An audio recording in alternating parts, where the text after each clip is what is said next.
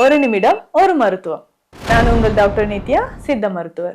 Summer start ஆயிடுச்சு. இதனோடயே நமக்கு உடல் சூடும் அதிகமாக ஆரம்பிச்சிடும். ஸோ ஆண்களோ பெண்களோ உடல் சூடு குறைய இந்த சிம்பிள் டிப்ஸை மட்டும் ஃபாலோ பண்ணிட்டு வாங்க. தினம்தோறும் இரவு தூங்கும்பொழுது தொப்புல விளக்கெண்ணெய் அல்லது நல்லெண்ணெய் நீங்க வைப்பது நல்லது.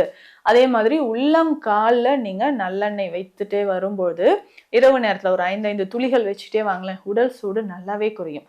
சித்த மருத்துவத்துல இருக்கக்கூடிய சந்தனாதி தைலம். ஸோ இந்த தைலம் நம்ம பயன்படுத்தும் பொழுது உடல் சூடு நமக்கு நல்லாவே குறையும். இதை தலையில நல்லா அப்ளை பண்ணிக்கிட்டே வாங்க.